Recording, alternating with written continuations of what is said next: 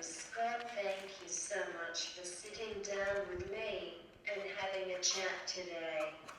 What an amazing year it has been for you winning the Master in Augusta. Has the euphoria worn off yet? I think the euphoria has just started again. Coming back to Australia, it's been an incredible reception, very overwhelming, and it's a lot of fun reliving everything that happened in April. You were the first Aussie to achieve winning the Masters in 77 years, an accomplishment even your golfing idols have not achieved. Can you share with us who have been some of the people that have inspired you, both in and out of the golfing community?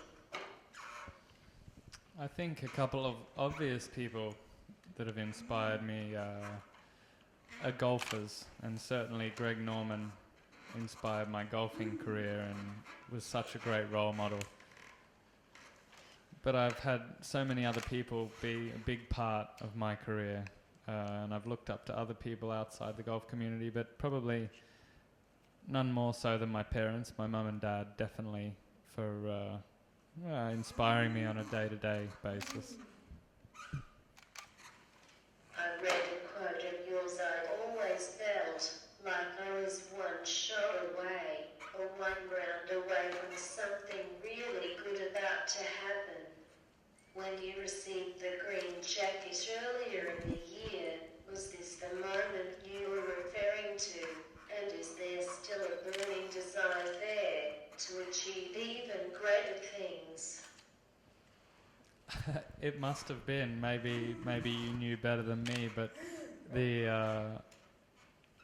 I was so close for the last few years, and it was one shot away or one round away, like you say, and I think the Masters must have been that one round, and certainly I think winning something like that, for me at least, has ignited that fire even more, and hopefully there's more great golf to come. Now you have won at Augusta, I imagine the endorsements and opportunities are greater than ever before. How does one in your position choose which companies to endorse that align with the Adam Scott brand? I think that is not my specialty. That I have to leave to the people around me who advise me on all that kind of thing.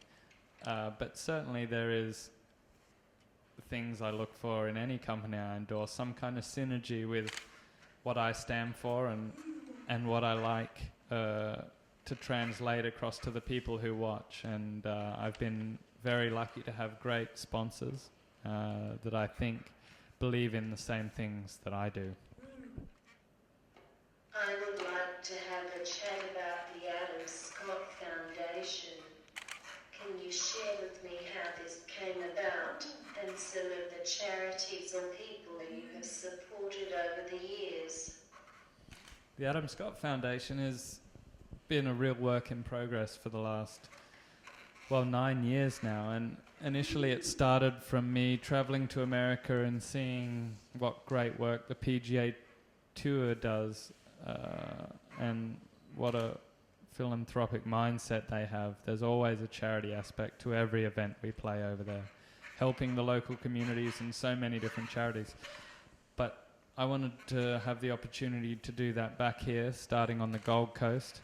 And we've helped lots of different charities over the years. There's certainly at times been a focus on autism, and we've helped hundreds of families with autistic children, with programs, with iPads, lots of different things, which I think was quite a success.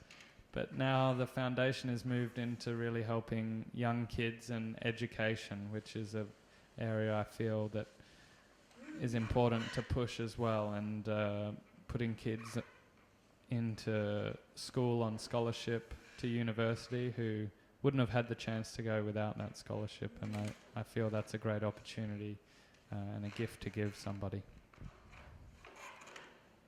I know you are affiliated with my university, Griffith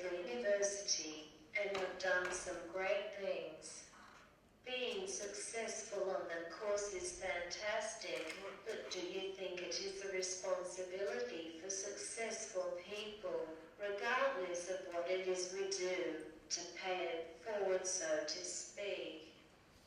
I think your philosophy of paying it forward is a really good one. I've been lucky to have some support and some good breaks, and then to achieve success on the golf course. And with that, I think there definitely is a responsibility. Just from the support I've been showed, I feel I can lend support to some other people in a different way. And the work I do with the kids at Griffith, I'm putting kids through school and getting them a degree and hopefully giving them a chance to have a successful career that they might not otherwise have had. I think that's absolutely a responsibility of a successful person. Who are some of the people that have been instrumental in supporting your career both professionally and personally? Well, you have to start with family because they know you best and they've been there right from the word go. And their support is unquestionably the most important with any big decision, your tough moments, the highs and the lows. But then there's a real professional support team around you as well. And in golf, that consists of a coach and a caddy and a trainer and management who all play a key role in putting all the pieces of the puzzle together for me to be able to perform at my best. I see Mercedes is a major sponsor.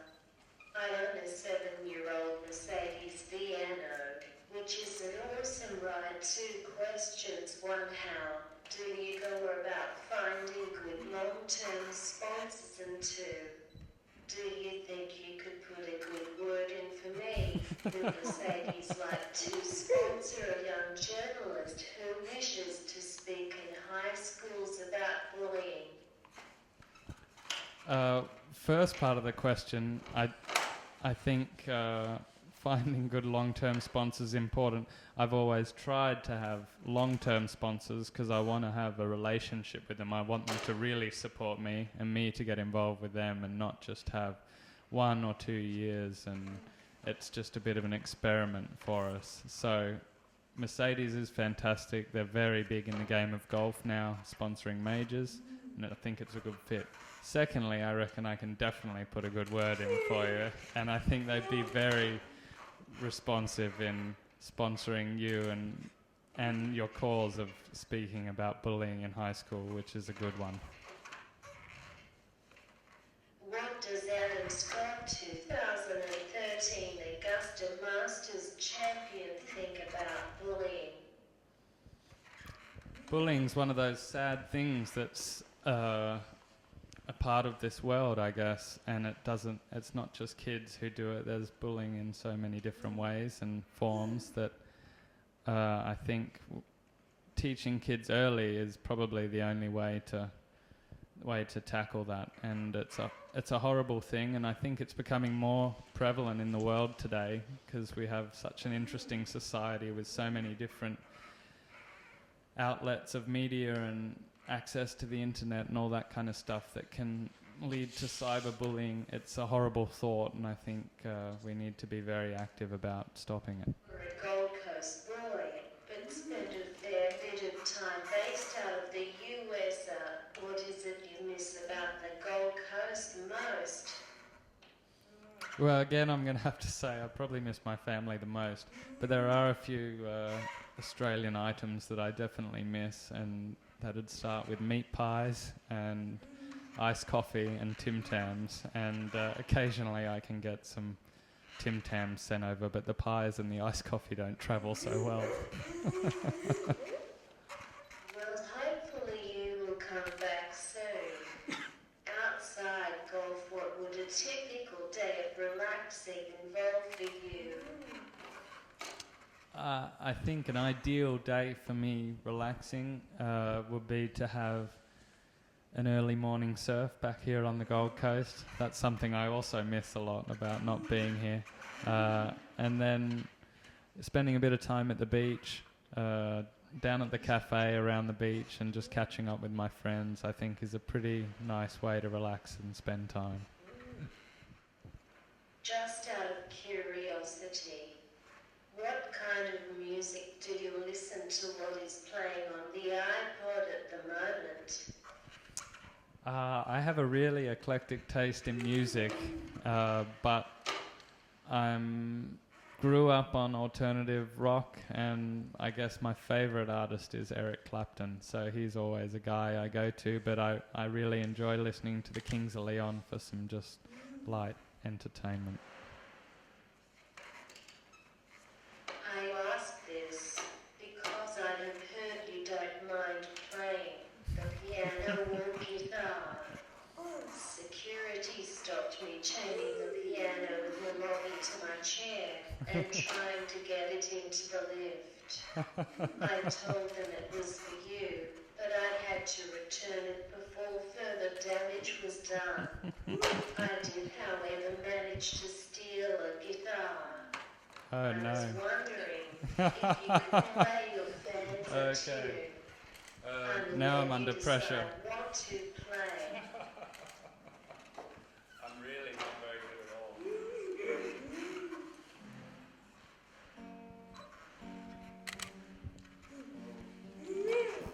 Is it in tune? It's not quite tune.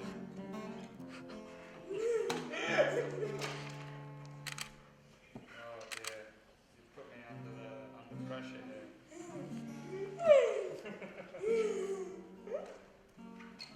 What would you like to hear? Let's see. I can probably tune it maybe. I pumped it on the way through.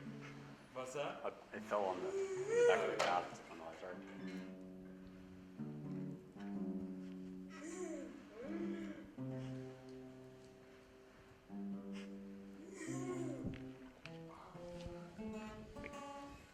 Yeah, it's a little out. Anyway, let's try something.